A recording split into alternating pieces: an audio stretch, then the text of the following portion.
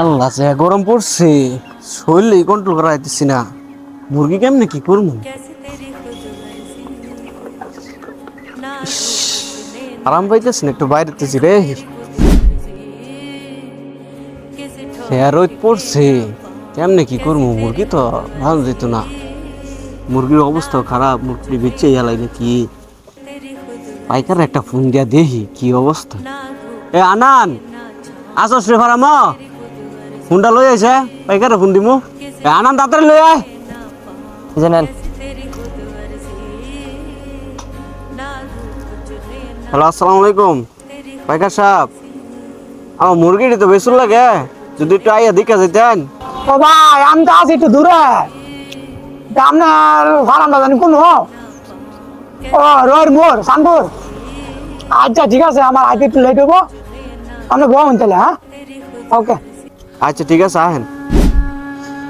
আল্লাহ, মুরগির যে অবস্থা, পুত্রটা রিড করছি। আনান কই রে তুই?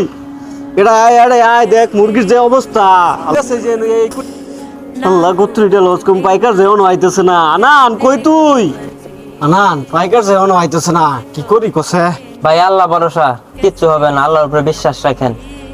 আচ্ছা রে, ঠিক আছে। সাবিত ভাই, ফার্ম আসুন, বাইরে না বেরে। নাম নাম নাম। সাবিত ভাই, বাইরে নাম দা তাড়াতাড়ি। চলো চলো। ভাই আইসুন।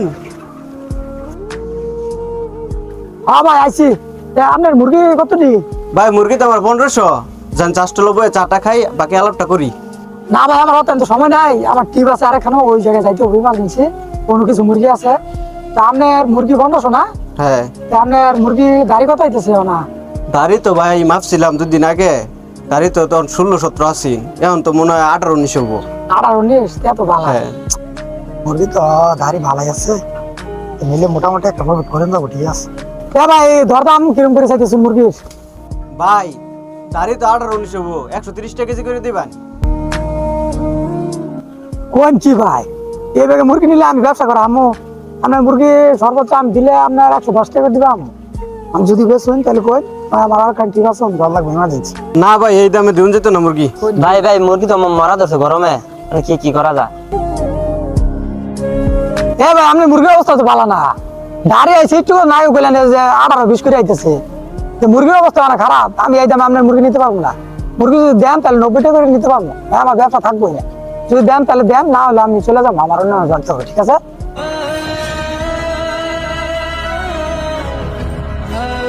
না ভাই, আমি এই দামে মুরগি দিতে পারবো না। এমনিতে আমি অনেক টাকা লস খেয়ে বসে রয়েছি, আর ঋণ করে মুরগি তুলছি। এই দামে মুরগি দিলে আমি ভাই আরো অনেক লসে পড়ে যাবো। আমি এই দামে মুরগি দিতে পারবো না, যে টাকা খরচ করছি আমার পোষাবো না ভাই।